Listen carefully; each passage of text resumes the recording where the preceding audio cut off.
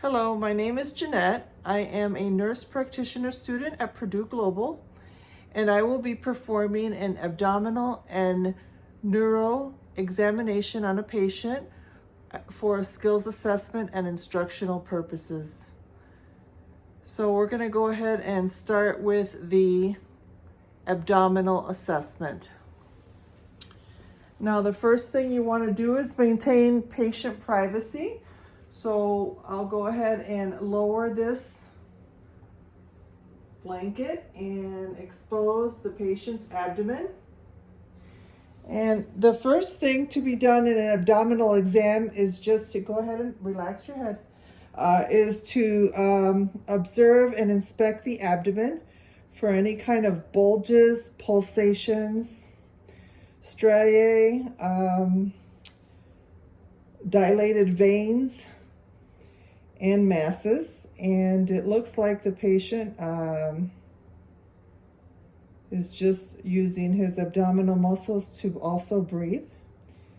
And then the next thing to do in an abdominal examination, go ahead and rest your head back, there you go, is auscultate. We want to auscultate first in the abdominal exam because percussion and palpation can alter the peristalsis in the abdomen. So I'm going to auscultate first. Now the abdomen can be divided into 4 parts with an imaginary line vertically going through the umbilicus and then horizontally through the umbilicus, separating the abdomen into 4 quadrants: right upper quadrant, left upper quadrant, left lower quadrant, and right lower quadrant. So I'm going to start by auscultating.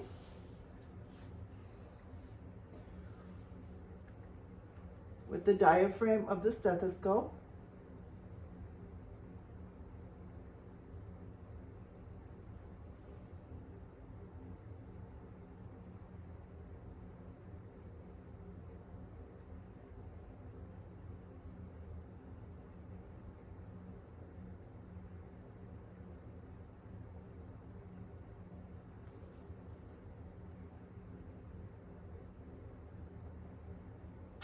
And the normal amount of bowel sounds should be between like 5 and 34.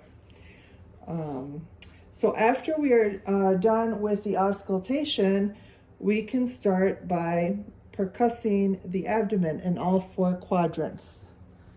So you're taking the middle finger, placing it on the abdomen, and taking your middle finger of your dominant hand and percussing.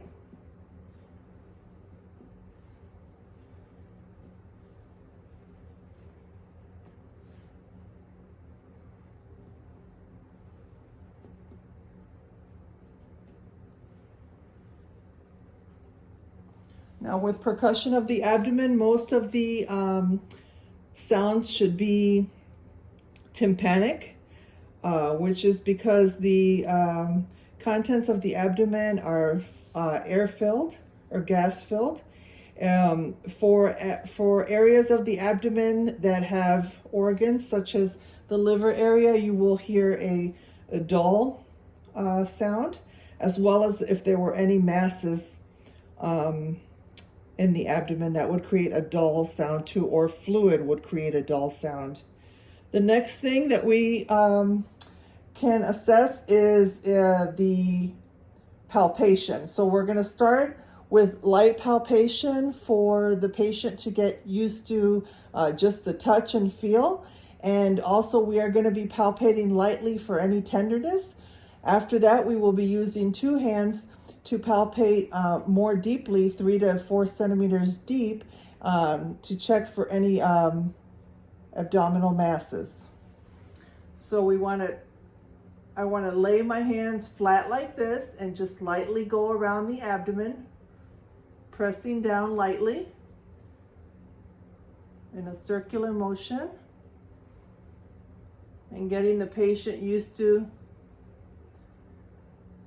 the touch. And of course, if the patient were originally to come in with any kind of complaints of abdominal tenderness, you want to do that. You want to palpate that location last. If the patient tenses up, you can always have the patient bend at the knees and that'll help relax the abdominal area. Now with the deep palpation, that's going to be palpating at deeper, about 3 centimeters, and you can use both hands. One first with flat fingers against the abdomen, and then the other one on top, and going a little deeper and palpating the abdomen on all 4 quadrants once again. The lower abdomen in the center, you should not be able to feel the bladder unless it is full or there is an issue with urinary retention.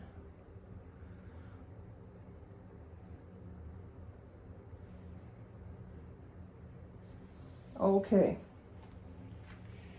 The one thing that I didn't do as far as listening, auscultating first, is we want to auscultate for the aorta, the renal arteries.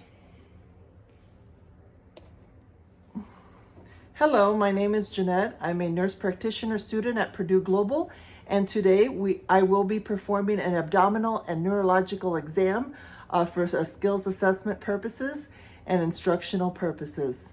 So I'm going to go ahead and start with the abdominal exam. So with the abdominal exam, you want to have the patient lift their shirt, or you can help to right below the nipple line to expose the abdomen, and then the drape right to the pelvic area. And the first thing with the abdominal assessment is inspection and observation. So you want to observe the shape of the abdomen, any discolorations or dilations of any kind of blood vessels, any masses, any pulsations, any peristalsis. And it looks like the patient just has, using his abdominal area, is actually fluctuating for his breathing. And the first thing we want to start off is with auscultation.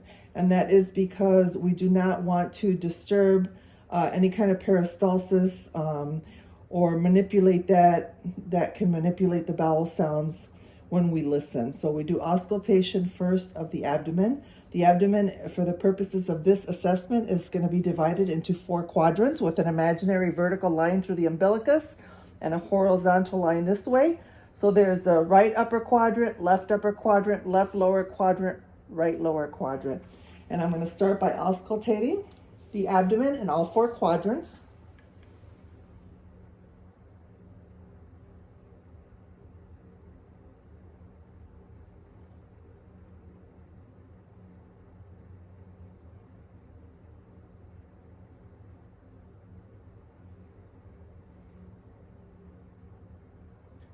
The next thing I'm going to do is auscultate the aorta, which is right above the umbilicus in this area, and then the renal arteries on either side, and then the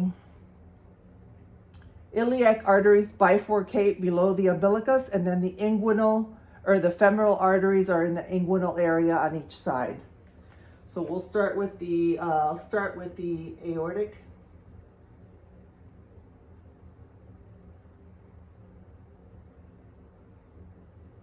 And we can use the bell as well to listen for any bruits of these arteries. Again, for the renal arteries on each side of the aortic, listening for any bruits with both sides of the stethoscope. Same thing on this side.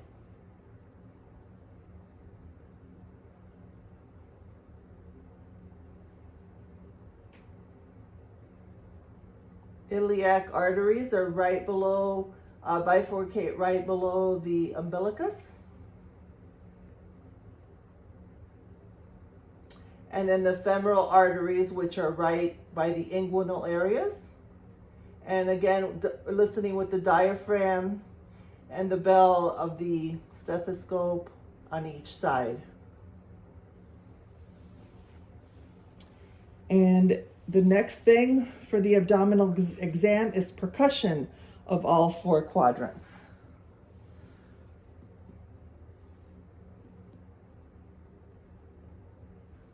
The percussion sound should be tympanic through most of the abdomen, except when the liver is examined.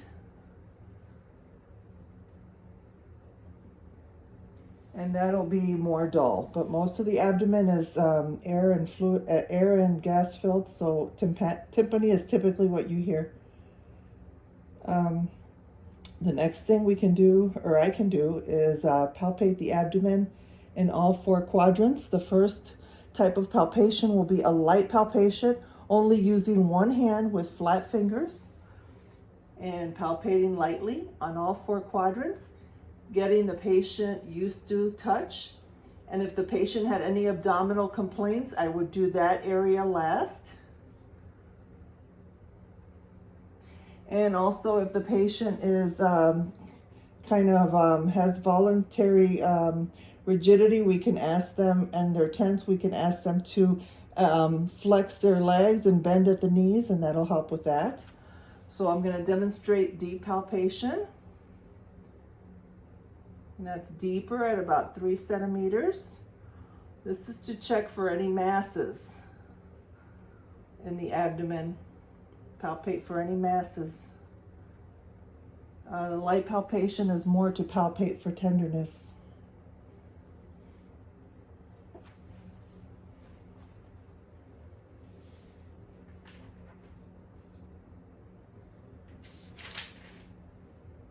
The next thing I'm going to demonstrate is assessment for an abdominal peritoneal inflammation. The first test that we can do is the McBurney's point, and that is going to the top of the ISPS here, the ileus, top of the superior anterior ileus. Draw an imaginary line to the umbilicus and pressing in that location. And if the patient complained of any pain, that would be a positive McBurney's point, which will be usually has 3 times likelihood of being appendicitis. The other test that we can do is we can do the Rosvig's sign, and that is when you press on the abdomen on the left lower quadrant, the patient would complain of pain on the right side, and that would also be positive for appendicitis. The next test is the psoas sign, and that is when I have put my hand over the patient's, I don't know that you can see that there, over the patient's knee, and have the patient lift the knee against my hand. And if he meets resistance and it hurts his abdomen, then that's a positive sign. The other test would be the obturator sign, and that is if the patient, I help the patient flex the leg at the knee and have him internally rotate this way while remaining straight, or internally rotating, and he had any kind of pain, go ahead and lower your leg. Any pain in the right lower quadrant, that would be a positive for appendicitis as well. The other is Murphy's sign. So Murphy's sign, what we do with Murphy's sign is to detect any inflammation due to gallbladder inflammation, cholecystitis. So I would palpate the patient at the bottom of the ribs here, at the bottom of his costal margin, palpate, have him exhale, palpate, and then have him, and there's the costal margin, so I'm palpating right there, and then have him take a deep breath in. And if he were to catch his breath due to pain and quit and catch his breath, then that would be a positive Murphy sign, and that would indicate possibly cholecystitis or gallbladder inflammation.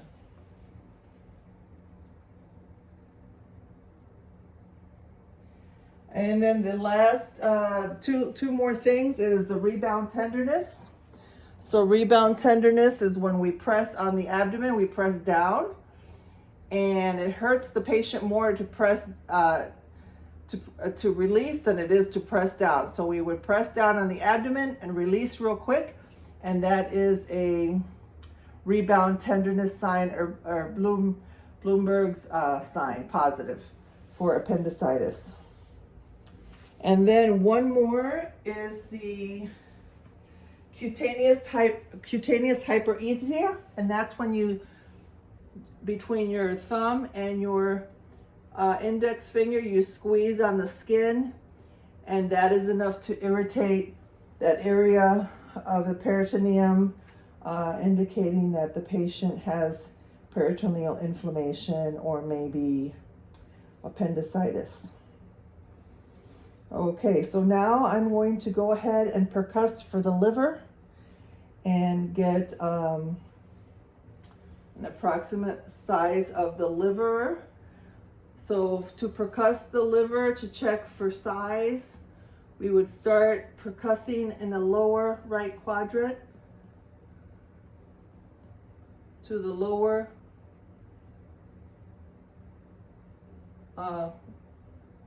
margin of the liver, and then we would mark that, and we would start percussing from the top down between the intercostal space and find the area of dullness there and mark that, and that would be our measurement of the liver margins. And typically 6 to 12 is normal, and his is about 8.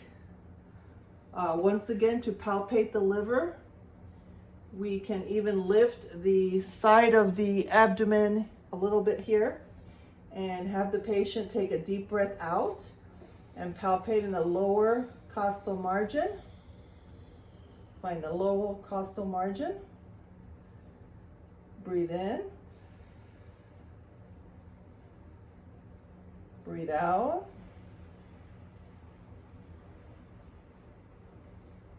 Okay, breathe in. And then when he breathes in, the liver should come down, and we should be able to feel small, about maybe a 1 centimeter area on him of a smooth liver margin. Go ahead and breathe in again, deep breath. Okay, so that's how we palpate the liver. Now the spleen, the way that we percuss the spleen is we percuss. The spleen is typically not palpable in the normal, in the patient that doesn't have splenomegaly or enlarged spleen, but we can start by percussing the anterior axillary line from the 6th intercostal space, the cardiac intercostal space.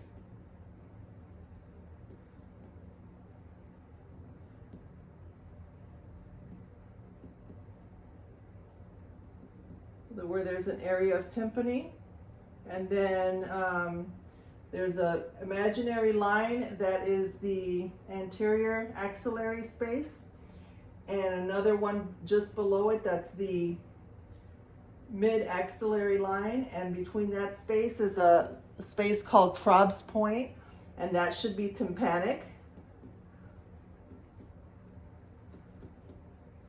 Now we would ask the patient to take a deep breath in,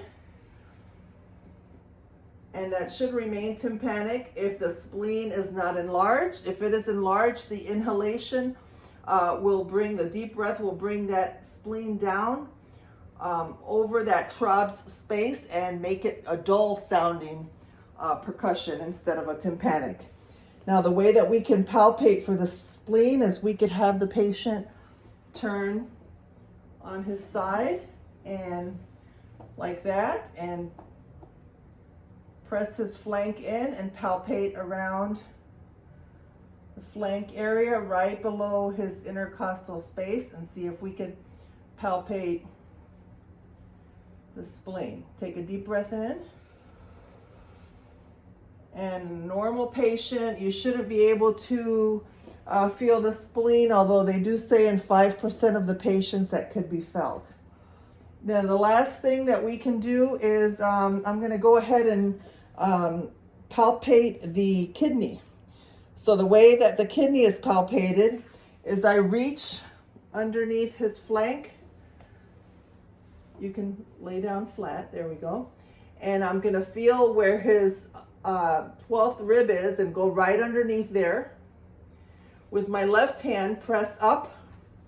With my right hand, I'm going to press down. Have the patient take deep breaths in and out. And go right, just lateral to the rectus abdominis muscle. And see if I can feel the lower pole of the kidney. And I cannot. You can take deep breaths. So that is kidney palpation.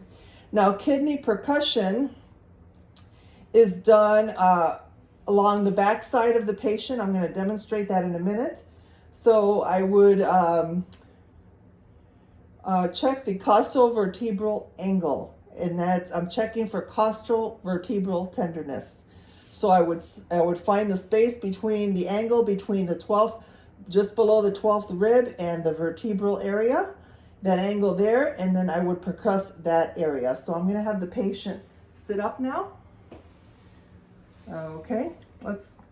I'm going to have you. Let's see. So we don't have to move the camera. Let me have you stand up and face this back door here. Okay. Now sit on your knees for me for a minute. That's just for the purposes of the complication of doing this in a non-clinical setting. So I would find his 12th rib right here, and I would put my non-dominant hand there between the vertebral area and the 12th rib and give one thud. He should feel that, but that should not elicit any pain. Is that painful? No. Okay, one time like that, and then I would come over in this area and feel for that space again. And put my hand down, well, I guess my hand like this, and then strike it one time, and that should not cause the patient any pain. The patient will feel it, but it won't cause any pain.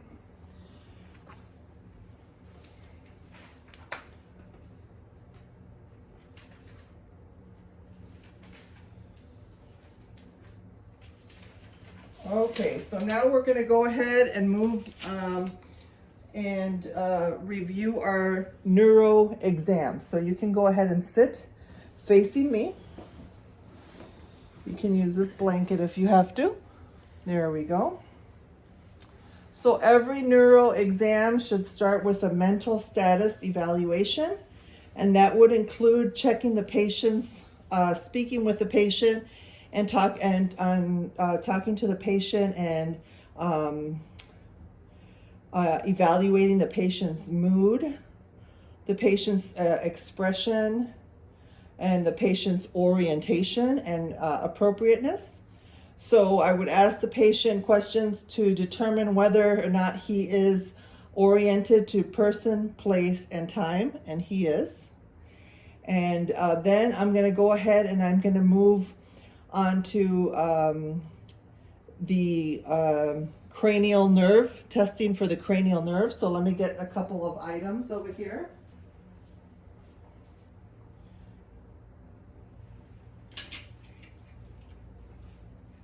Okay, so the first cranial nerve to be tested would be the cranial nerve number 1, which is the olfactory nerve. Now, we're not going to test that right now, but what I would do is in clinical practice, if he does need that cranial nerve checked and there is a possibility for deficits, I would get some a common object that has odor. For example, maybe a small cup or can of coffee beans, and I would cover one nostril and have him smell, close his eyes and smell and identify that smell, which would be coffee beans. And then I would cover the other nostril and use another common smell to have him identify it with the other nostril. So that is cranial nerve number 1, which is the olfactory nerve. Okay, the next one, cranial nerve number 2, is the optic nerve. For the optic nerve, we need to check visual acuity using the Snellen eye chart. And I did have a Snellen eye chart. Here it is. So we would check visual acuity using the Snellen eye chart and having the patient identify the letters and check for his visual acuity. The other thing that we need to do is check his optic nerve and optic disc, and I would use my ophthalmoscope for that and come in at a 50-degree angle. And check for the optic nerve and optic disc. The other thing I can do with the ophthalmoscope is the cranial nerve number 2, the optic nerve, is also responsible, as well as cranial nerve number 3 for pupillary reflex. So I would shine the light and check his pupillary response, direct and consensual.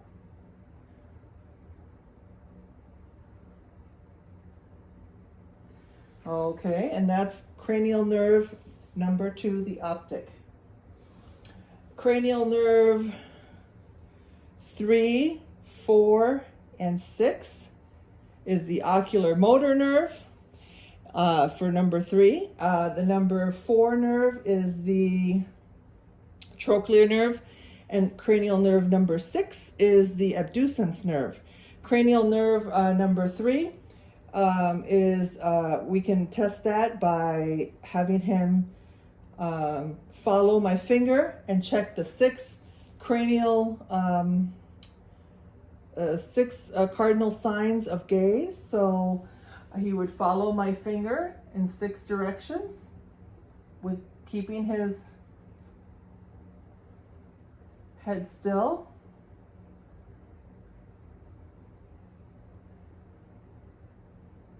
Checks the ocular motor.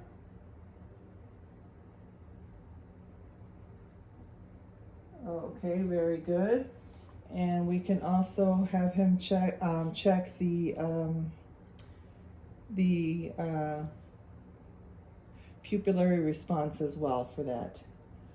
The next nerve that I'm going to check is the trigeminal nerve, and that has a motor and sensory component. So the trigeminal nerve is cranial nerve number 5, and we can feel it in this area right here, trigeminal area. And I'm going to ask him to clench his mouth, clench his jaw, and I can feel that. And then for the sensory portion of it, I'm going to have him tell me when he feels soft or light touch or sharp touch. Soft. That's soft. What about up here? Soft. Sharp. Sharp. Sharp. And that tests the cranial nerve number 5. Cranial nerve number 7 is the facial nerve. So this is responsible for facial expression. So I'm going to have the patient look at me and raise his eyebrows like he's surprised, and puff his cheeks out and smile. And that is how we test cranial nerve number 7. Cranial nerve number 8 is the acoustic nerve, and we are going to check that by doing a whisper test. So I'm going to cover one ear and whisper and see if he can identify what I'm saying. 21. 21. Very good. 13. 13. Very good. And then we can do the Weber and Rhine test too with the tuning fork to check for localization. So we would, I would strike this tuning fork and put it on his head, and he would tell me if he could hear the vibration better on one side or another, or equally the same? Can you hear a vibration? No. Let's try it again.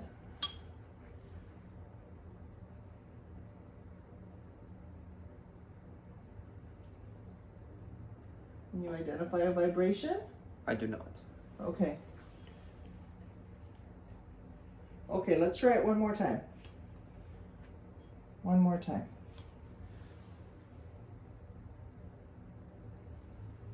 Is it the same in both? Yes. Okay. And then the next one is we're going to strike the tuning fork again and place it in this mandibular area here. And he's gonna hear a vibration and he's gonna let me know when it stopped. And then I'm gonna move the tuning fork like this next to his ear and he's gonna tell me if he could still hear the sound, okay? So let's try that. Oops, let's try again. Let me know when you stop hearing it.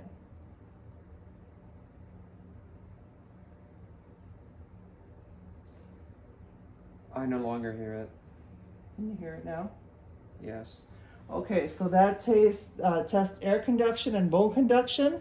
And air conduction is better than bone conduction, and so that is a normal finding there. So that is cranial nerve number 8. So the next we're going to move into the glossopharyngeal joint, or glossopharyngeal nerve, which is cranial nerve 9, and 10, which is the vagal nerve. And for that, I'm going to have the patient, ideally with a better light than this, but have the patient open his mouth and stick his tongue out. And I'm going to look at his uvula, make sure it's midline, say ah. Okay, and then I would also use a tongue depressor and check the gag reflex. Also do the gag reflex prior to him drinking a sip of water and checking his swallowing reflex. So that's cranial nerve 9 and 10. Cranial nerve 11 is the spinal accessory muscle, or spinal accessory nerve, and that tests the shoulder strength and also the sternocleidomastoid strength. So the first thing I'm going to do is I'm going to put my hands on his shoulder, and I'm going to have him shrug his shoulder and try to move my arm, move my hands. There we go. And you can sit up for this too. Can you sit up? Okay, now shrug your shoulders. There we go. And then I'm going to try to turn your face, but you push against me. Okay, that tests the strength of his sternocleidomastoid muscle. And then we're going to do the same thing on this side. Push against me. Very good. And then you can lean back. And then cranial nerve 12 is the, ooh, I forgot the name of that one. Cranial nerve number 12 is the hypoglossal nerve. And for the hypoglossal nerve, I'm going to have him stick his tongue out and make sure that it's midline. There you go. And it should be midline. If there's any neuro deficits, it might be deviated to one side or another. Okay. Moving on, we're going to work on the motor system of the neuro exam. The first thing that we are going to look at is check for any kind of atrophy. So we're going to check for any kind of atrophy. So I'm going to look at his hands. This is a young patient that is here for a physical. So there should be no, he reports no musculoskeletal issues, so there should be no atrophy that I'm finding. There's good extension and flexion. If you had somebody that had Parkinson's, they might be a little bit more spastic and maybe you can't open up the angle and extend it all the way. Check both sides. Okay, and what we're doing in this neuro exam too is comparing the left from the right side. The next thing I want to do is check the muscle strength. So I'm going to have him open his fingers, and I'm going to press against your fingers, but don't let me close them. So there's good strength there. Okay, why don't you close your fingers now? Now open them. He's going to try to open them, but I'm not going to let him. Very good. Can you squeeze both of my hands? There we go. Now press down on my hands. Press down, and don't let me try to press down. Very good. Now we're going to do the same thing going up. Try to go up. There we go. I'm going to check his bicep strength. Push against me so I can't. There you go. And now push the other way. There we go. Okay. And do the same thing on the other side to compare. The next thing I want him to do is put his arms out like this. We're going to check his shoulder strength. Okay, I'm going to push down, but don't let me. Good shoulder strength there. Now the other way. I'm going to push up, but don't let me. Very good. And then how about out to the side? Put your hands to the side here. Okay, push against my hand. I'm not going to let you push against my hand. There we go. Okay, now push the other way. There we go. Same thing here. Push. There we go. Okay, and then we can do the same thing, something similar with the feet. So with the feet, I can check dorsiflexion and plantar flexion. So let's see if you can see that here. I'm going to move the camera back a little bit. So plantar flexion, give me both feet. Okay, press down. There we go. Press up. Okay, good strength bilaterally there. What about your legs? Can you straighten out the right leg? There we go. Push against my hand. Move it up. There we go. Back the other way. Down. There we go. The other side. Up. Down. Okay. So overall, good strength and muscle tone. Now, the next thing is coordination. So for coordination, I'm going to have him, you can cover back up again. For coordination, I am going to have him point to touch my finger and then touch his nose. Wherever my finger is, he's going to touch it and then touch his nose. That's a test for coordination.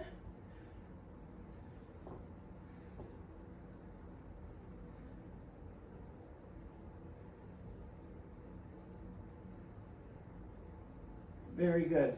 And so if there was any kind of brain stem issues, that's responsible for coordination. So let's try that one more time here for the camera, because I'm not too sure the camera captured that. Okay, touch your nose and then my finger wherever it goes. There we go.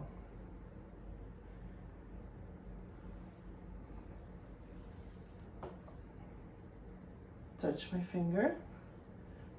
finger, your nose. This way. There we go. Okay, so that's coordination. The other thing is I'm going to have the patient do this thigh slapping exercise, and he's going to follow me. We're going to do it slowly.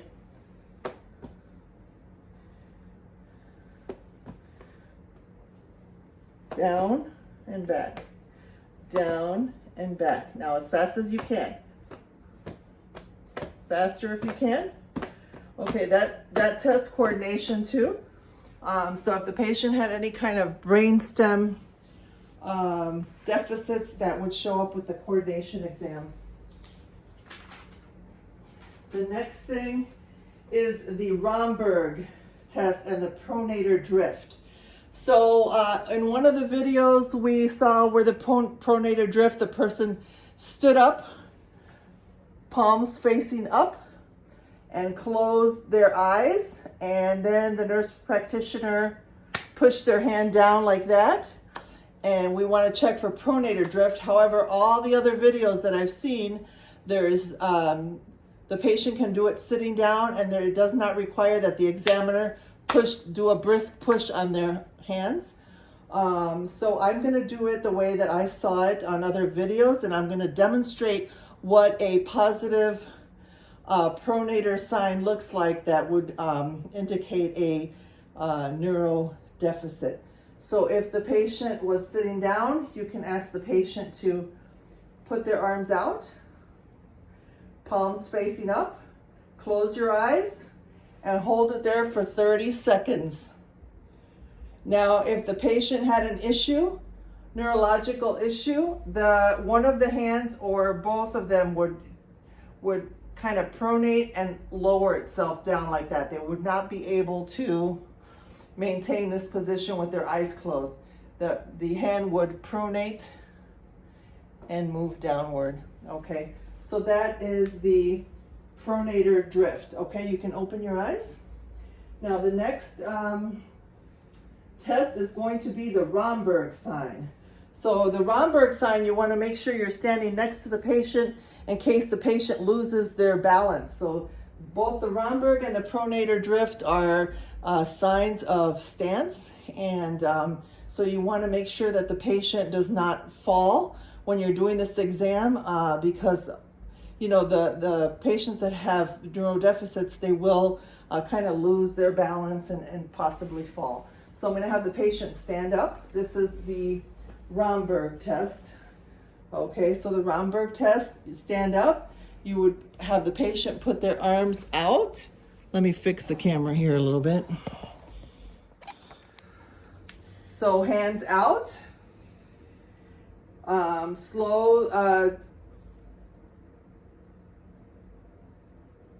Lift your hands up, palms up. Close your eyes. Now, for a positive Romberg's sign, the patient would kind of lose their balance or go one direction or another and would not be able to stand up straight. So you would check that for about 30 seconds. Okay, very good. You can go ahead and sit down. The next test is the gait. We're going to check for gait. So for gait, I'm going to have the patient walk around, and I'm going to check to see what his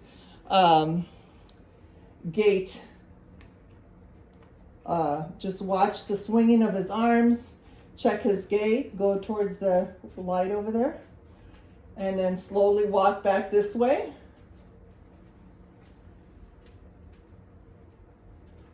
Okay, now the next thing I'm going to have him do is I'm going to have him do a tandem walk, which is heel to toe, and check your balance and your coordination on that. So go over there towards the light, heel to toe, heel to toe,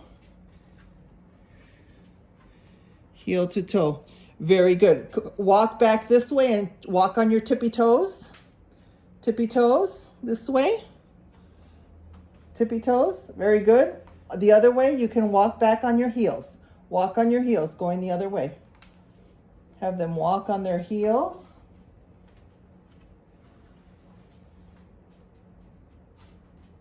Okay, stop and bend at the knees.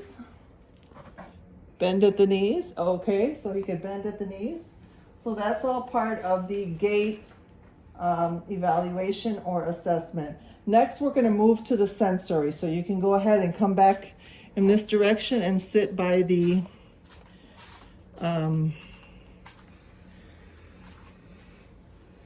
sit on the couch. There we go. So the next thing we want to do here is we want to check the sensory function of this patient. And we're going to start off by doing a stereognosis, which is the patient is going to be given a common item, and I'm going to place it in his hands, and without looking at it, he's going to tell me what it is. So close your eyes, open your hands, close them, and feel it. What is that? What did I give you? It seems to be a key. It's a key. Okay, so you can open your eyes. Most of these tests are done with their eyes closed. The next test is going to be the graphesthesia test. And that is where I'm going to take a pen, or I'm going to pretend it's a pen, and I'm going to draw a number on his palm, and he's going to tell me without looking what it is. So you'll have to close your eyes. There we go.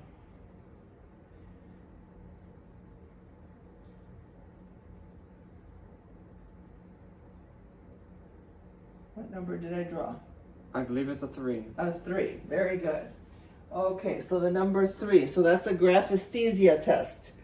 The other one is called a point localization test. And the point localization test, I'm going to have him close his eyes again. and then I'm going to touch an area on his extremity, and he's gonna then tell me, open his eyes and tell me where I pointed. Show me where I pointed. Okay, so close your eyes. Close your eyes. Okay, open your eyes. Where did I touch? You touched my Show left. show me with your finger. Right there. Very good. Okay, that's point localization. The other exam is going to be an exam that's called 2-point discrimination test. And a 2-point discrimination test, I'm going to take a paper clip and I'm going to ask him if I touched him in one spot or if I touched him in several spots. And the closer that you get, that you move away from the extremity, the wider those 2 points have to be. So I'm going to go ahead and start in his upper extremity and ask him if I touch one spot or 2 spots. Okay, close your eyes. Most of these sensory tests are done with their eyes closed. Okay, close your eyes. Okay. Tell me if I touched you once or twice, or 1 spot or 2 spots. 1 spot.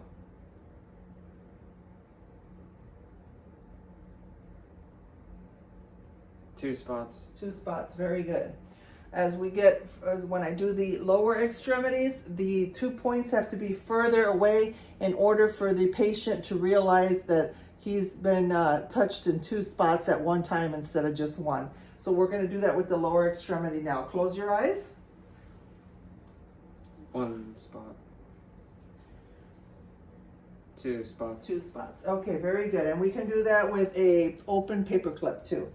So, okay, the next and last test is going to be the extinction test.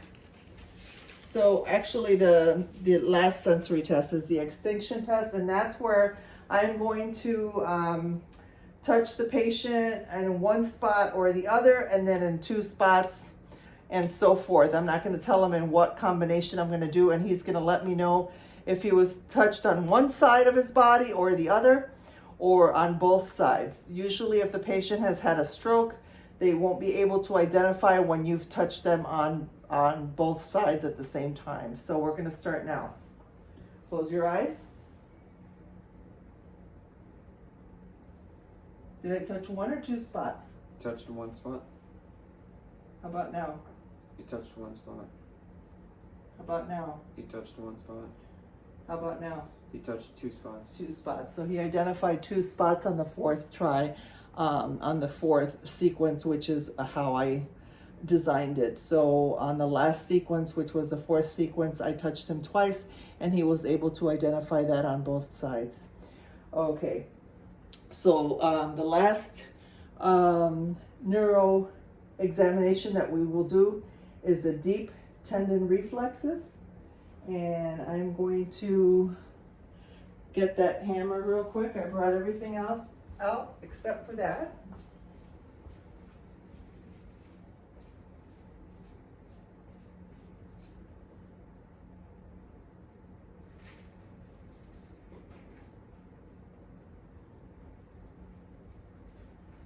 Okay, so there are 3 deep tendon reflexes to the upper extremity, and there are 2 deep tendon reflexes that we'll check in the lower extremity. The first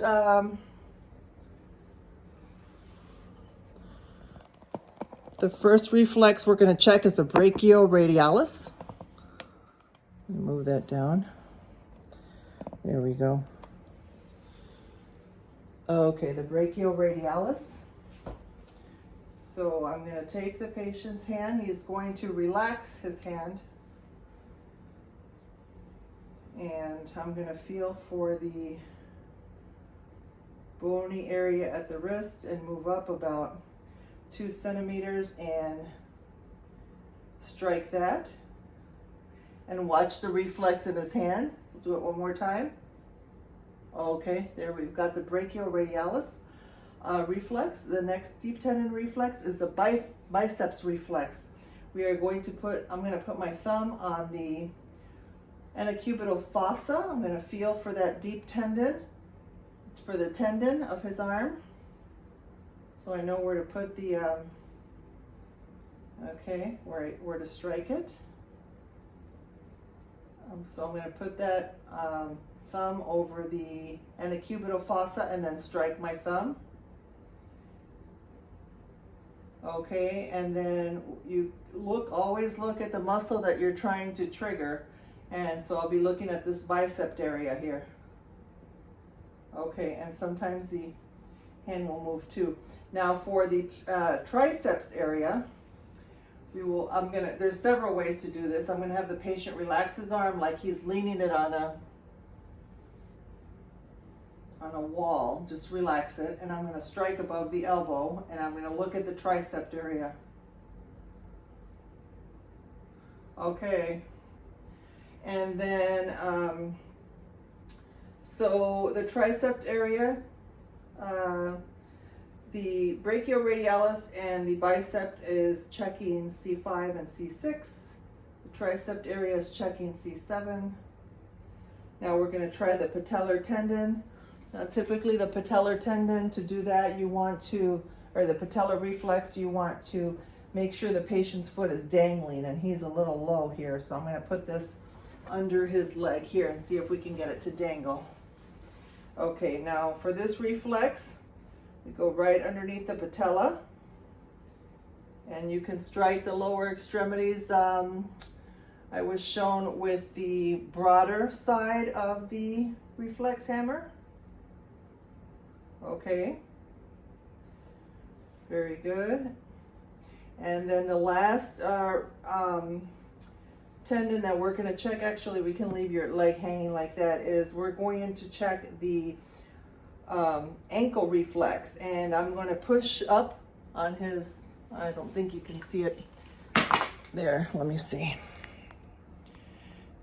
Oops.